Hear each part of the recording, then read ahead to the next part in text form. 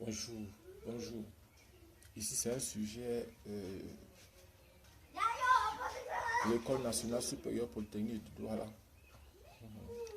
Concours d'entrée en troisième année. Session de juillet 2021. Donc ça, c'est une épreuve uniquement pour les physiciens. Spécialité physique. Donc, bon, en fait, j'aimais ça parce que ça peut aussi aider ceux qui font le concours d'entrée à l'École nationale supérieure polytechnique de Yaoundé. C'est une épreuve qui peut aussi venir. Dans l'exercice 1, 5 points. Un paysan veut se rendre au marché avec ses 3 ânes, Fari, Nyo et Tonda, pour vendre sa récolte. Il doit changer 9 sacs sur ses ânes. Il doit charger 9 sacs sur ses ânes, un sac de 1 kg, un sac de 2 kg, un sac de 3 kg, etc. Un sac de 8 kg et un sac de 9 kg. Fari porte le sac de 1 kg, Tino porte le sac de 2 kg et Tonda porte le sac de 3 kg. Chaque âne transporte le même nombre de sacs et la même masse. Donne la répartition des sacs entre les ânes. Deuxième question. 10 principes transformés en batraciens. 10 princes transformés en batraciens sont repartis en 3 groupes de maximum 5 individus. Les grenouilles, les rainettes et les crapauds.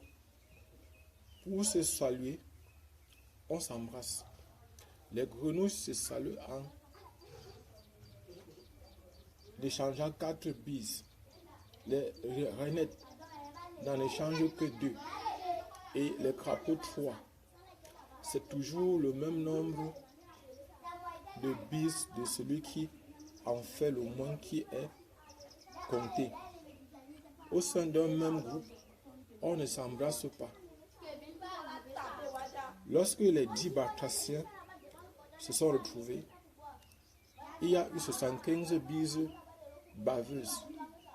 Combien y a-t-il de grenouilles, de rainettes et de crapauds? 3. Une race d'araignées, une race d'animaux expérimentés en laboratoire a les caractéristiques suivantes. Chaque couple a la particularité de n'engendrer que des couples. Ces couples ne vivent que 11 mois, mais engendrent un couple à l'âge de 5 mois et un nouveau couple à 8 mois. Au départ, il y a quelques années, on isola le couple formé d'Adam et Ève qui venaient de naître. Il y a quelques jours, les naissances ont pour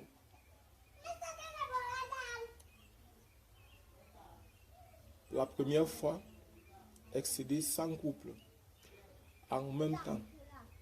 Quelle est la taille de la population aujourd'hui? Exercice 2. Une onde plane monochromatique se propage dans le vide. Le champ électrique de l'onde incidente est de la forme E1, vecteur E1 égale à E0 exponentielle de I, facteur de oméga t moins k z ux. On note C, la vitesse de la lumière dans le vide. On admet que le champ électrique et le champ magnétique sont nuls dans le conducteur parfait. Première question. L'onde rencontre en Z égale à 0 un plan métallique parfait et l'espace Z supérieur à 0 est occupé par un métal parfait. Petit a, montrer qu'il y a une onde réfléchie. Petit b, on note E indice R égale à E R0 exponentielle de I facteur vecteur de oméga t plus kz ux, le champ réfléchi établit l'expression de ER0, petit 2. Démontrer que le champ magnétique dans la région Z inférieure à 0,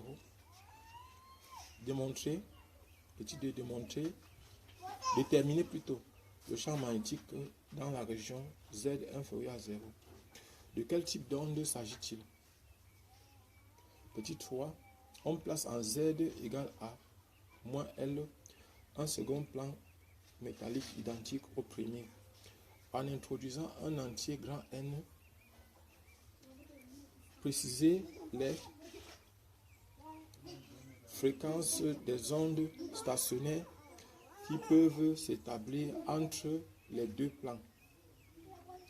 Petit 4. Quelle est la densité moyenne d'énergie volumique? Petit 5. Quelle est l'expression de l'énergie électromagnétique moyenne localisée dans un cylindre de section grand S de longueur petit L de génératrice parallèle à OZ? Oh, c'est quoi? Quittez là.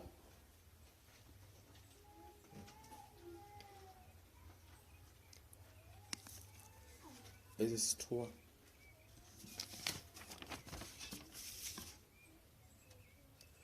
Répondre par vrai ou faux. On considère une compression adiabatique d'un gaz parfait d'un état initial grand A à un état final grand B. Petit a. La relation PV est égale à une constante qui s'applique toujours à une telle évolution.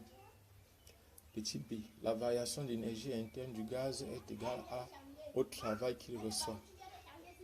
Petit c. Le travail reçu par le gaz peut s'exprimer sous la forme PBVB moins PAVA sur gamma moins 1.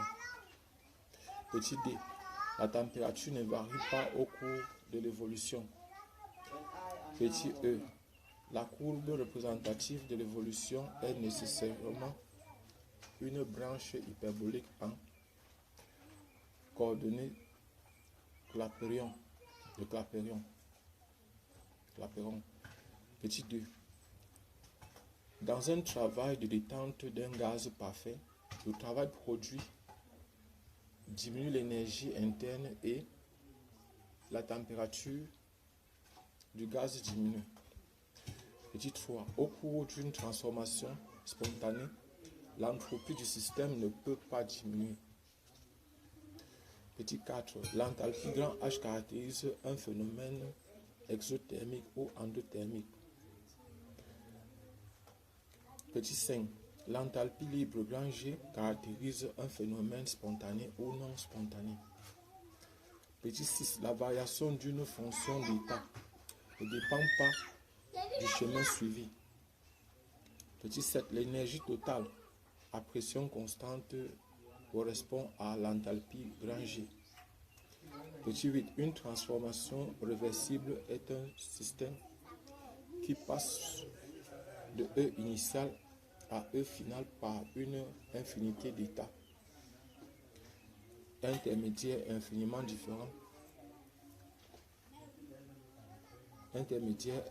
différents d'états équilibre successifs. Exercice 4, 5 points. Une particule qui se déplace sur un axe OX est soumise à un potentiel grand V tel que V égale à 0 pour 0 inférieur à X inférieur à A égale à V égale à infini pour X inférieur à 0 ou P X supérieur à A. On écrit les fonctions d'onde des états stationnaires sous la forme phi n x t est égal à phi n de x fois fn de t. On désigne par En les énergies correspondantes. On rappelle que l'équation de Schrödinger s'écrit Voici l'équation de Schrödinger.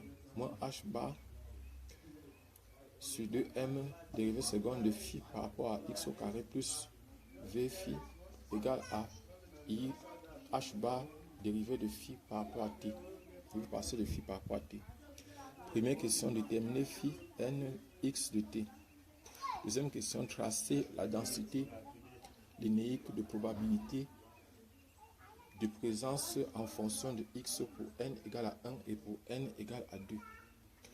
Petit 3, la fonction, la figure ci-dessous représente la densité linéique de probabilité de présence pour n égale à 3 et pour n égale à 4 et n égale à 4.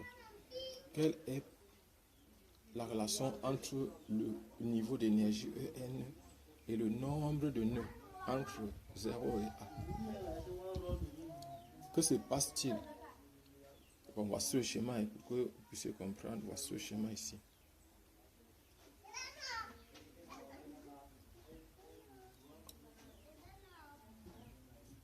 Donc, voici le schéma ici. Donc,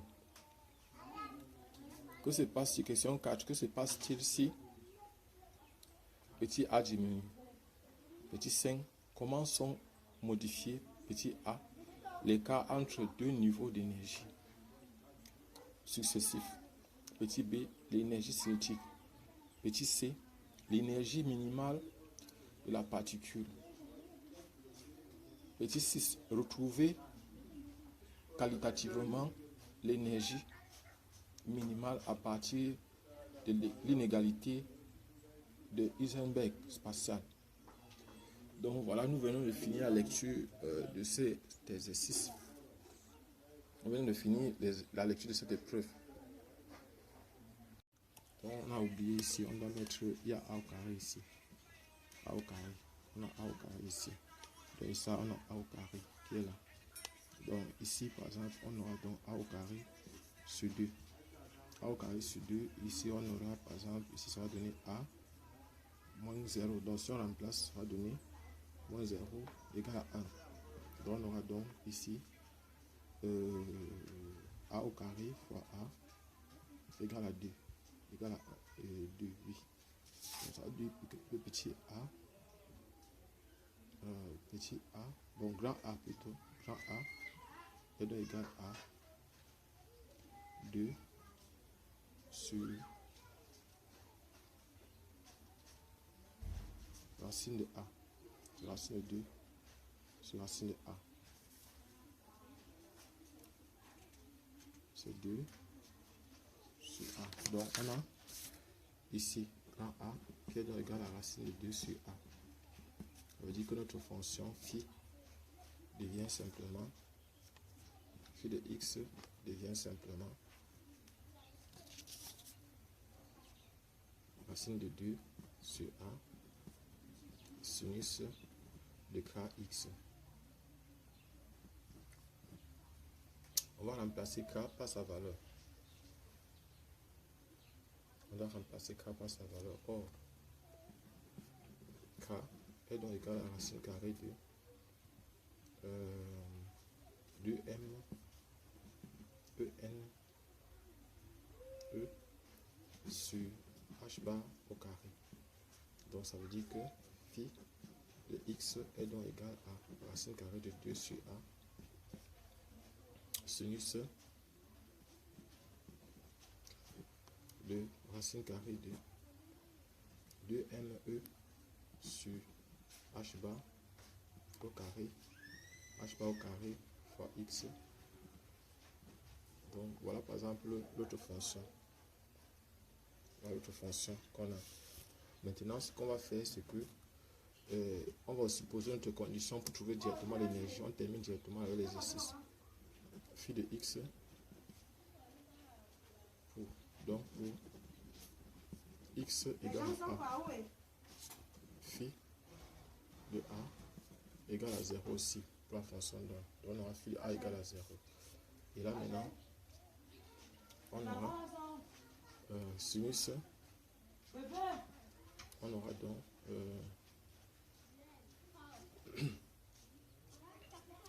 phi de A, racine carrée de 2 sur A, sinus de KA égale à 0. Or 0 c'est encore quoi? 0 c'est encore sinus de N pi. Sinus de N pi. Donc voilà ce qu'on a. Et on va donc avoir finalement KA égale à N pi. Et on va élever ça au carré. Ça va faire K au carré, A au carré, égale à N au carré, pi au carré. On va remplacer K par sa valeur K. Or K au carré c'est 2M E sur H bar au carré. Donc ça va faire donc 2M E A au carré H bar au carré qui est égal à N au carré fois pi au carré. On va donc tirer E. E est donc égal à N au carré pi au carré H bar au carré sur 2 fois M A au carré. Bon, comme E dépend de N, on va donc directement dire que c'est E. N, donc on profite pour déterminer l'expression de l'énergie une fois. N au carré, pi au carré, H bar au carré sur 2M A au carré. Donc voici par exemple l'expression de l'énergie. On ne nous a pas demandé ça, mais ça va nous aider dans la suite. On profite une fois, on détermine. Maintenant, on va aussi déterminer l'autre fonction. L'autre fonction, c'était, on avait aussi I, H bar, 1 sur F de T, dérivé de T, dérivé de F de T, par rapport à T, qui est aussi égal à E. Et on va donc tirer ici la dérivée de F de T par rapport à T, qui est donc égal à moins E sur H bar I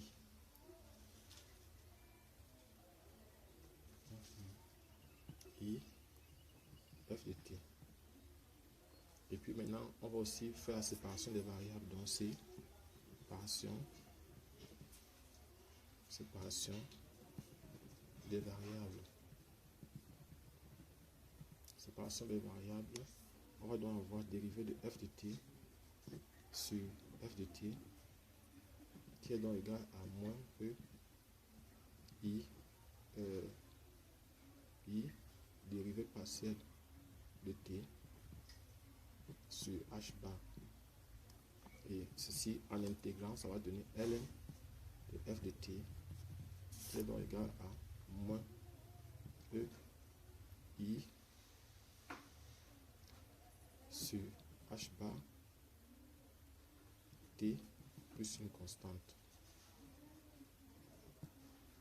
Donc on va donc tirer directement F de T.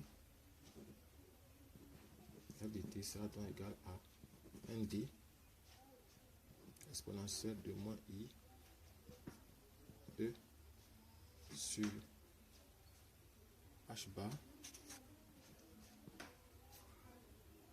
T. Voilà ce qu'on a. Voilà ce qu'on a ici. Et là maintenant, on peut donc aller remplacer. Donc D avec D, c'est une constante d'intégration. Maintenant, on va donc venir remplacer phi de x t qui est donc égal à f de phi de x f de t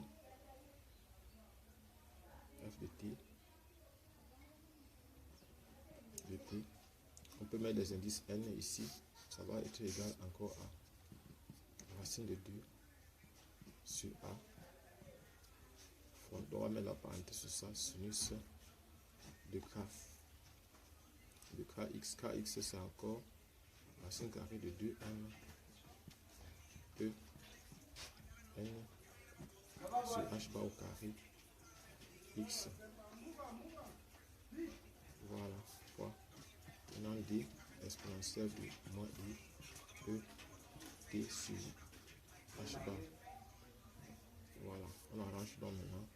Ça va faire phi de x t égale à d racine de 2 sur a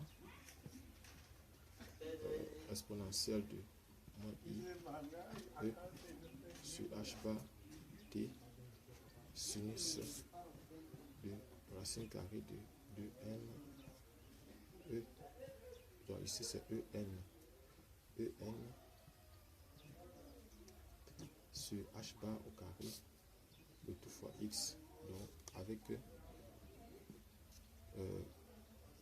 en qui est égal à n au carré pi au carré h bar au carré sur 2 fois n a au carré. Donc voilà par exemple ce qu'on a resté en fonction donne ici. Avec directement l'énergie niveau n. Abonnez-vous et partagez le maximum possible cette vidéo. Bon, vous pouvez déjà répondre aux autres questions parce que on a établi déjà l'expression de phi x de t. On se voit à la prochaine question. Déjà, nous savons que cette expression-ci, il y a un problème, il y a un petit problème là-dessus. On va essayer d'établir l'équation de Schrödinger. On va essayer de voir, ça c'est l'opérateur, ici c'est l'opérateur hamiltonien à une dimension. Bon, j'ai l'impression qu'il doit avoir un carré normalement ici.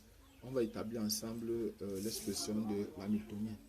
Donc ce que je sais, c'est que quoi? C'est que l'opérateur énergie cinétique, l'énergie cinétique en mécanique classique, c'est 1,5 de mv au carré. Ça, tout le monde sait ça. Ça, c'est l'énergie cinétique pour un mouvement linéaire. Donc maintenant, on va arranger. Ça va faire 1,5 de m au carré, v au carré sur m. Donc vous voyez par exemple ici, j'ai multiplié par m et j'ai divisé par m. Je n'ai rien changé. C'est toujours la même expression qu'ici. Donc ça va faire donc maintenant P, c'est la quantité de mouvement P au carré sur 2m. Donc P, c'est la quantité de mouvement. P est égal à mv. Donc avec P égale à mv. P est égal à mv. Donc maintenant, ce que nous on va faire, c'est quoi? Ce qu'on sait que l'opérateur quantité de mouvement en mécanique quantique, c'est par exemple Px égale à h bar sur i dérivé par rapport à x. Donc ça c'est l'opérateur quantité de mouvement qui est encore égal, ceci est encore égal à moins i h bar sur h bar dérivé par rapport à x. Donc voilà par exemple encore ce que ça nous donne. On va élever ça au carré. Donc l'opérateur quantité de mouvement au carré Px au carré est donc égal à quoi? Ça va donner moins i. Donc ça va faire moins h bar plutôt au carré dérivée seconde par rapport à x. Par rapport à x, vous voyez un peu au carré. Donc vous voyez qu'il y a un carré ici. Donc ça va faire que l'opérateur maintenant, quand l'énergie cinétique en mécanique classique sur l'axe des x est donc égal à quoi? Ça va donc donner moins h bar au carré sur 2m dérivée seconde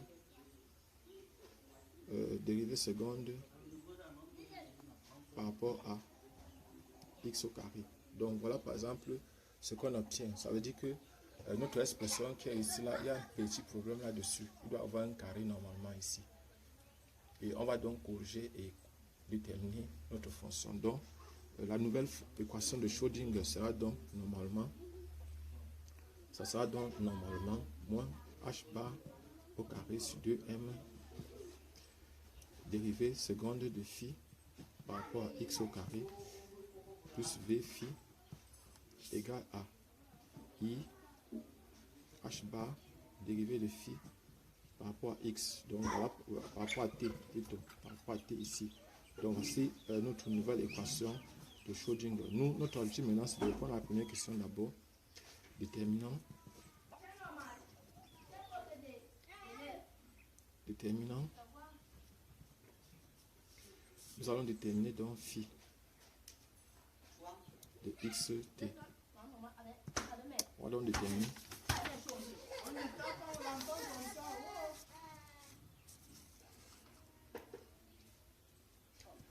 Donc nous avons dans notre équation de Schrödinger, on a moins h bar au carré sur 2m dérivé seconde de phi par rapport à x au carré plus v phi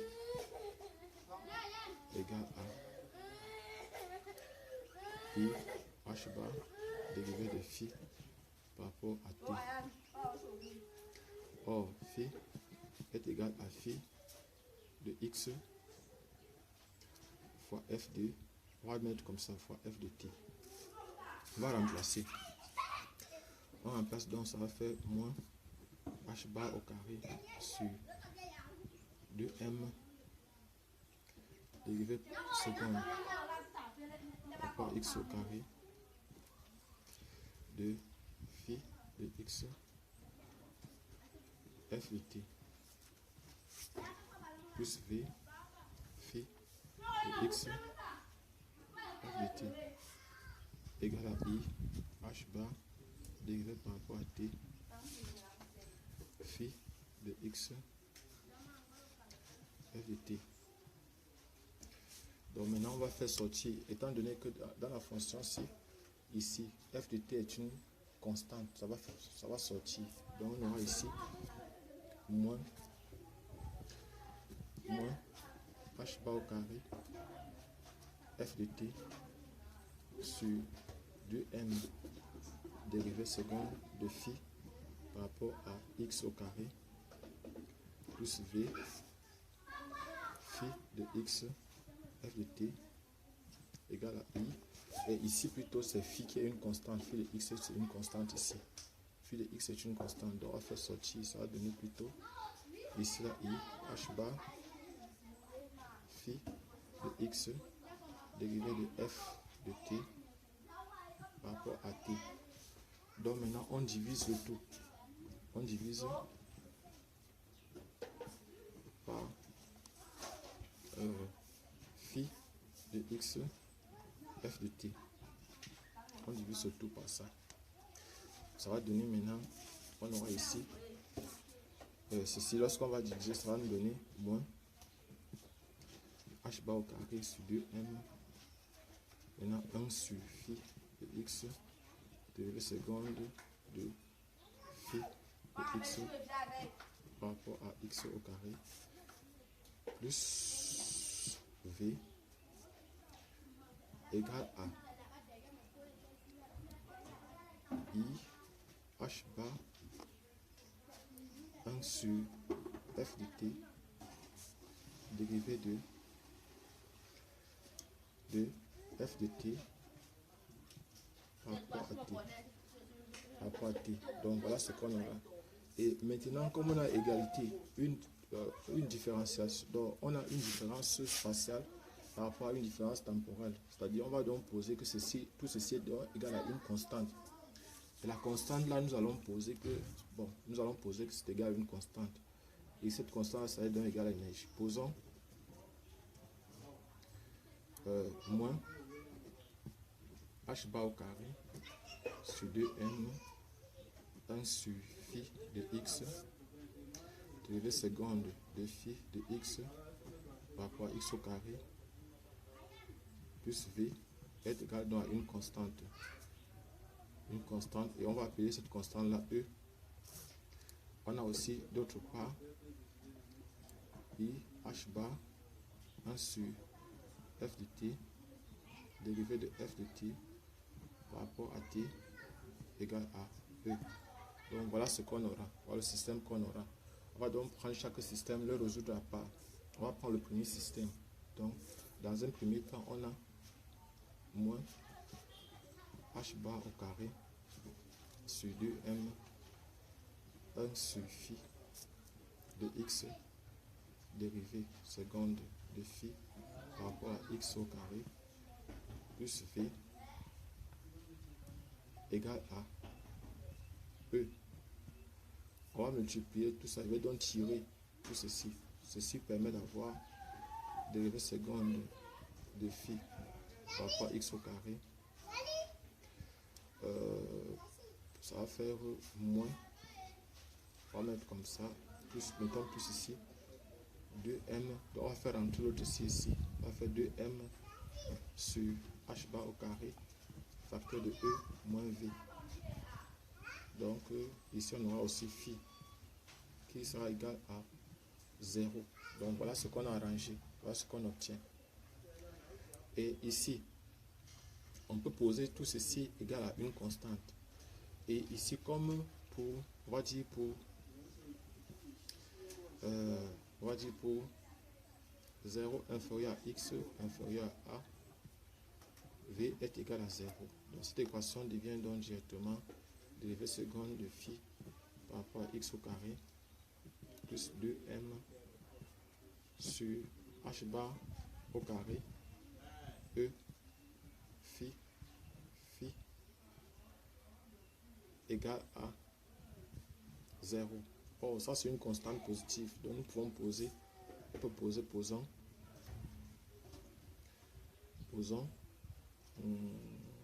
c'est une constante positive. On peut poser ceci est égal à une constante positive. Donc posons k au carré est donc égal à 2m e sur h bar au carré. Donc voilà ce qu'on a. On va donc remplacer. On va donc remplacer. Et on va avoir ici, si on remplace, on va donc avoir dérivée seconde de phi par rapport à x au carré plus k au carré phi égale à 0. Ça, c'est une équation différentielle que beaucoup de personnes connaissent. Beaucoup de personnes connaissent cette équation différentielle. Donc, vous voyez, vous connaissez cette équation différentielle. La solution, bon, vous pouvez résoudre ça. Il y a plusieurs façons de résoudre. Ici, c'est une équation différentielle. Vous connaissez la solution. De la solution, ici, on aura phi de x qui est égal à a sinus de k x plus, on peut mettre comme ça, plus phi. Donc, il y a deux façons. Bien, par exemple, une autre personne peut dire que c'est a sinus de kx plus b cosinus de kx. C'est toujours juste. C'est-à-dire, soit vous écrivez comme ça, il y a toujours deux paramètres à déterminer. Il y a a à déterminer et il y a phi à déterminer ici. Or, ici, il y a a à déterminer et il y a b à déterminer ici. Donc, vous choisissez la méthode qui vous arrange. Bon, moi, je vais choisir de travailler avec la deuxième expression. Ça, c'est phi de x. Donc, on va dire que pour x égale à 0, on a, pour x égale à 0, on a phi de x est égal à 0. Ce qui équivaut donc à dire que x est égal à 0. On va faire donc phi de 0 égale à a sinus de 0 plus b. Ceci est égal à 0. Ça veut dire que automatiquement b est égal à 0. Si b est donc égal à 0, on aura donc phi de x est donc égal à a sinus de kx. Voilà ce qu'on a. Et puis maintenant, on n'a pas terminé. Nous n'avons pas terminé. On va donc maintenant aussi déterminer a en utilisant la condition de normalisation. On n'a pas encore trouvé k. Bon, déjà k, on sait que k est égal, donc on sait déjà que k, on connaît la valeur de k. K est égal à 2m sur dm or k. Donc k est égal à, on a dit k carré était égal à 2m e sur h bar au carré. Donc voilà ce qu'on avait. Donc maintenant ce que nous savons c'est que si on veut trouver k, on a la valeur de k. Maintenant la condition de normalisation. Condition de normalisation. Donc la condition de normalisation c'est que l'intégrale qui tend de 0 à a de phi fois phi étoile dx est égal à 1. Donc, si on remplace phi et phi étoile, c'est la même chose. Donc, ça va faire intégrale de 0 à a, de a au carré sinus au carré de kx de x égale à 1. Or, on sait que cosinus carré de kx plus sinus carré de kx égale à 1. On sait aussi le cosinus carré de kx moins sinus carré de kx égale à cosinus de 2kx. Voilà. Et puis maintenant on peut faire moins. La première expression, ça va faire 2 fois sinus carré de kx égale à 1 moins cosinus de kx. Donc on va dire sinus carré de kx égale à 1 demi de 1 moins cosinus de 2kx. Voilà ce qu'on a. Et maintenant, on va venir remplacer. Ça va donc donner l'intégrale, ça va donner 1 demi l'intégrale de 0 à a de 1 moins cosinus de 2kx de 2x qui est égal à 1. Donc ça fait 1 demi. Ici, ça va donner x moins 1 sur 2k sinus de 2k x égale à 1. Donc voilà. Et maintenant, voilà ce qu'on a.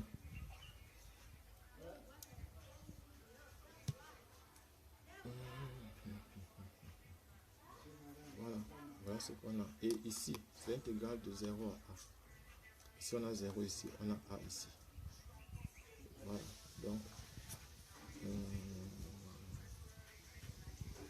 bon, ça devait donner a au carré. Donc, qu'est-ce qu'il fait? Ici, là, ça devait donner solution.